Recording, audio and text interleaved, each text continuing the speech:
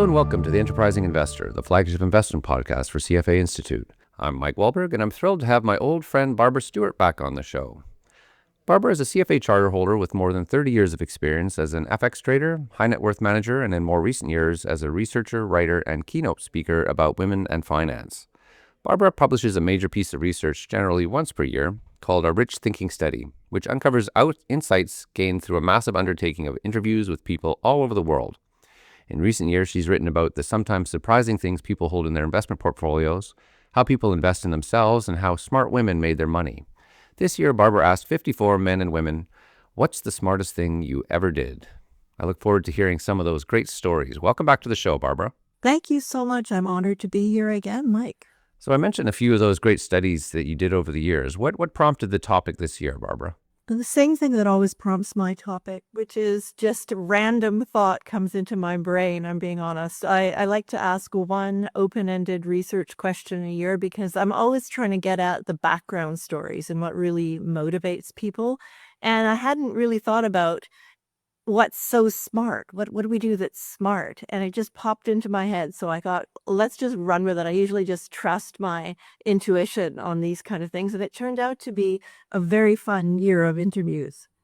So who did you end up talking to this time around? And I'm thinking just like where around the world, because it's always so fascinating to me where you end up. Well, every year it's slightly different. Sometimes there's new countries. I was in Australia more than usual. Last year I was in Jakarta. I was in Singapore, Malaysia, Taipei, Sweden, of course, Denmark, Turkey, and North America. Wow. You really got around some great countries in there. Some of my favorites that I've been to, and some that are on my list for sure. So let's get into the findings here, Barbara. One of the things that jumped out at me in reading your report was that you wrote that the most surprising finding was that about 25% of the people interviewed said the smartest thing they've ever done was follow a unique interest that led to unimagined success. And that's always, you always kind of hear about that, where folks really make their fortune in some sort of small niche area that you never think about, that someone's going to make their money, someone's going to do it in that one area. And really it was following that gut, it sounds like, with some of the people that you talked to. So I was curious if you could tell us some of their stories. Yeah, I'll give you a couple of examples because I think any one of us at any point, you can just either see something as an opportunity or not. And maybe you just jump at something and it changes your entire perspective and entire life. So one fellow in Singapore that I met with, Raphael NG, he told me that growing up, his parents owned a dance studio and he had tried every single kind of dance because they wanted him to follow in their footsteps, and nothing whatsoever appealed to him. Until one day he decided to try ballet, and he was the only guy in the whole ballet school, and people would make fun of him, and culturally it was kind of off-brand and everything else for a guy to be in the school.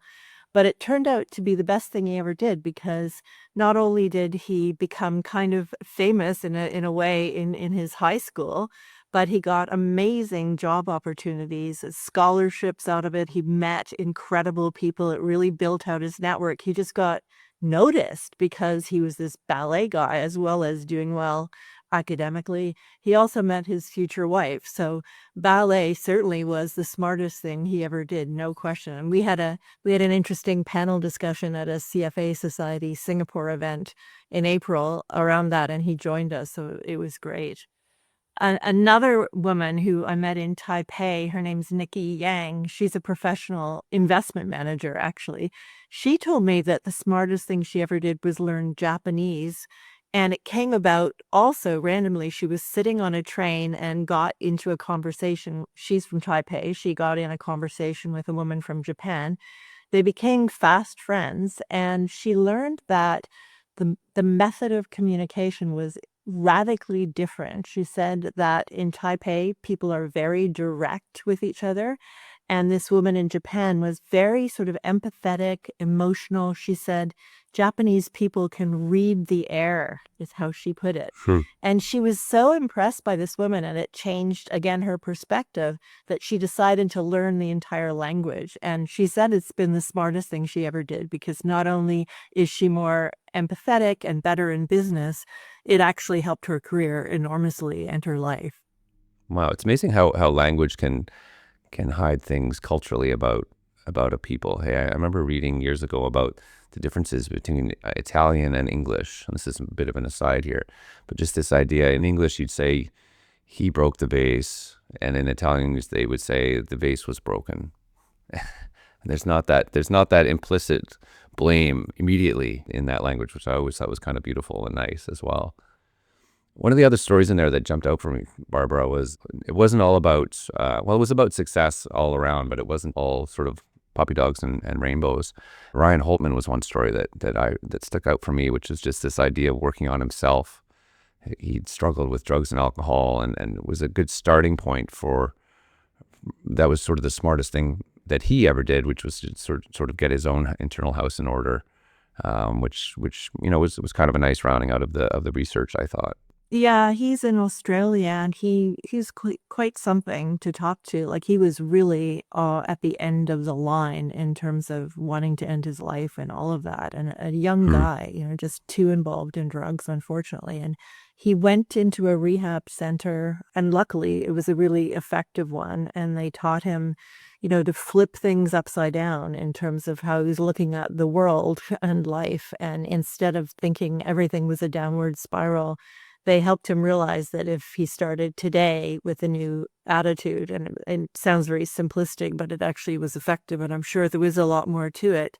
Just he now thinks of it as the rest of his life. He's not going to worry about anything negative. He's built an entire plumbing business that's become really, really successful, and he's been, I think, clean for at least 5 years now. So obviously, smart thing was going to rehab in his case. Wow. And another thing that stood out for me as well was the concept of ikigai. Can you tell me about ikigai? Am I pronouncing that right? I think so, yes. This was a woman that I met. Actually, I met with her for coffee in Toronto, which was nice in person, but she came from Argentina originally. And she had just had a lot of life changes. The relationship had ended. She'd been in the corporate world for many, many years in big jobs, senior executive, big mainstream corporates. And one day she just decided she'd had enough, and she really felt like she needed to rejig her soul, her life, the whole thing. And that concept of, I can't even pronounce it, ikigai or whatever it is, was something she just came across in a bookshop and decided to read all about it, and just ended up living it, which was essentially just change her whole pattern of life, change her whole energy, and follow what was sort of meaningful to her. And she shifted absolutely everything in her life in a great way. So that was just like, you go into a bookstore and there's a word you've never seen, and you go down that rabbit hole and you're like, okay, I'm a new person now. So you talk in the book about shifting your perspectives, thinking differently, but also one of the themes you uncovered as well was like physically moving your life. That was one of the best things that some folks did as well. Can you talk a bit about some of those stories that stood out for you in this sort of hit the road Jack or Jill was the section that you called it? Yeah, I mean, the big thing in the whole paper is that big changes lead to big rewards. And I had four types of big changes that the research uncovered mainly. And those were like either changing your mindset, changing your career, changing your financial situation, or to your point, changing your city. And one of the interesting things about the category changing your city was that twice the number of men as women that I interviewed did that. So everything else was sort of gender equal in terms of the other categories, but more men than women changed city as the smartest thing they ever did. I don't know Why do you why think that that is? was. Yeah, why do you? I didn't ask Yeah, why. I yeah. suppose one could surmise that maybe men have more flexibility if they're not the primary caregiver, or I don't even know if that's true, but that would be perhaps a subject for another research report. I'm not sure, but men seem to be more mobile in general. But in terms of people changing cities, it's just wonderful to see this happen. And they just literally just jump at an opportunity and go. And so one woman in Galway, Ireland, her name is Barbara Ortiz. She's an electronics engineer. She decided to move to Antarctica for a job opportunity as one of, I think, 10% of women in Antarctica working on this oil rig or whatever it was. And she loved it so much, the change of seeing a completely different continent, that she made a pact with herself that she would work in all of the continents around the world. And she's ended up doing just that. Subsequent to my interview, she's now living in the Arctic in another big job as an engineer. So it's just funny going to one continent. She just, that was such an experience opening her mind that she just, okay, I'm doing all of them now. This is what I'm doing with the rest of my life. So Sounds like you made the same pact with yourself, Barbara. yeah, only in hindsight do I realize that wasn't quite as deliberate upfront. Also, one of our CFA, fellow CFA charter holders that you might know, Steve Balaban, he talks a lot about private equity, and he's done some recordings on that, has his own company with the private equity boot camps. I interviewed him last year, and he didn't change for one city, but he's now visited 85 different cities around the world, and he wouldn't want it any other way. He said, there's always an opportunity cost when you make any decision, and he's given up the opportunity for a stable, maybe less exciting lifestyle. But he figures while he's on the planet, he'd rather see 85 cities and learn about all of the people everywhere. That resonated with me, of course. Yeah, and that was sparked from doing some study during high school. I remember reading that he did a month in the UK that included 3 weeks at Oxford, which is it's so formative, isn't it? That early travel that you do. I'm always trying to inculcate the love of that with my own daughter. She's only 13 now, but it is really formative to sort of see the world and understand what all is out there and how important it is to experience those other cultures and imprint that. It sounds like that really affected him. Yeah, I mean, when I was 16, I visited France with my school, and now here I am, many, many years later with a little apartment in France. Yeah, that's awesome. So one of the headings that we talked about and you mentioned there was this idea, this pivot and prosper. So pivoting to something new and scary, and a lot of entrepreneurs seem to have emerged in your study from that as well. Who stood out for you in that?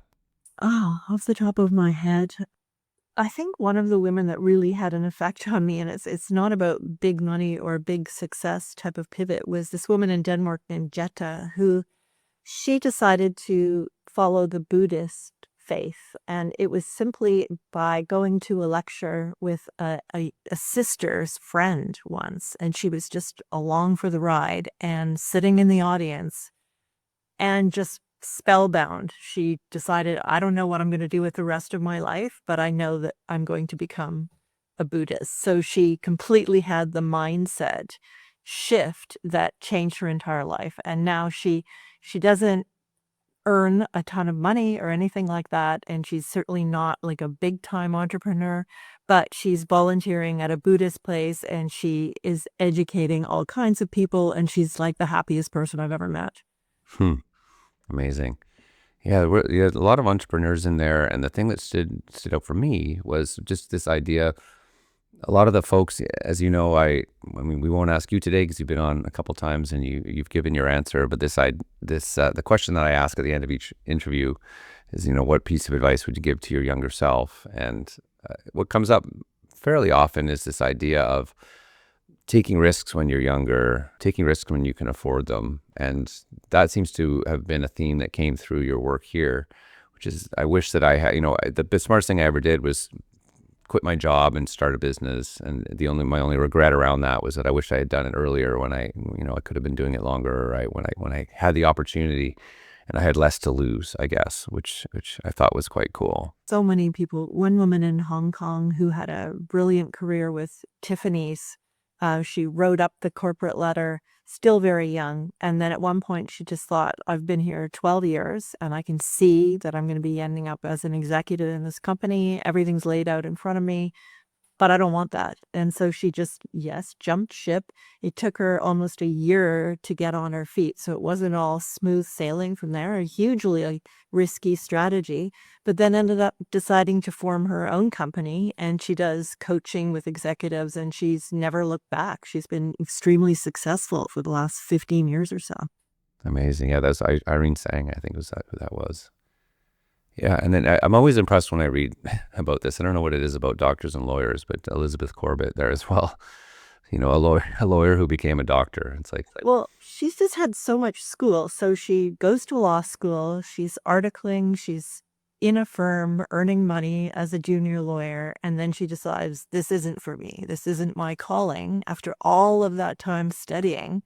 And so she decides to go to medicine school and, gives up a salary, has to go back and study. I mean, what a huge cost there is associated with this smart thing that she did. Luckily, she said she had the support of her husband and her parents, and they all were really kind to her and, let her do all of this stuff. Meanwhile, she has 3 kids while she's doing all this. She gives birth to like 3 kids along the way while she's becoming a medical doctor. And so, yeah, she's now working in the Sydney hospital as an emergency uh, doctor, and she loves it. Luckily, she likes this career. Except after all that, it would be bad if she didn't like it. I'm suddenly feeling very inadequate. Some of the people I meet make me feel that way, honestly. It's just like, I'm really not accomplishing that much after all. Yeah. So you're a charter holder. I'm a CFA charter holder. Let's talk finances. Some of the stories that came out of this were also the best things they did were, get control of their finances, getting education. What did you learn there? Yeah, one guy that I interviewed also in Australia, he talked about how his whole life, even though he worked in the finance industry, he'd never taken his own personal finances that seriously. And I can certainly relate to that. I was definitely a late start investor. So he said he realized he had been kind of scared of money. Like he'd spend all the money that he'd make, and he almost was scared of amassing wealth. And I can also relate to that as well. I like spending. But he was at the gym one day and he overheard a guy listening to a podcast. And usually we don't really want to overhear other people's podcasts. But in this case, it was really effective because it was about getting control of your life, all categories of your life, 6 or 7 categories.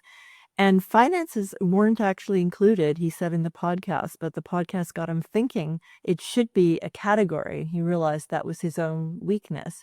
So he answered all of the same questions about all the other categories, but relating to his finances. And that shifted him completely. So he, from that moment on, went into that kind of retire early, what is it called, FIRE movement or something like that, and put, everything all organized. He's done it for the past 3 years. He's now going to be able to retire at 45. He just got super, super focused based on listening to this one thing. So that was the smartest thing that he ever did. Wow. So my question for you this time around, rather than the standard one, then is Barbara? What's the smartest thing that you ever did? Definitely rich thinking research. Again, I only know this in hindsight. I thought I was going to write one paper because I was irritated by stereotypes around women and money. And I thought maybe if I could share some positive success stories, we could counter those stereotypes. But once I released that one paper, luckily for me, it got picked up in the Nordics by some banks that were holding women's events. And everybody just was so encouraging when I was presenting this stuff that I ended up deciding to keep doing an annual report and releasing it on International Women's Day.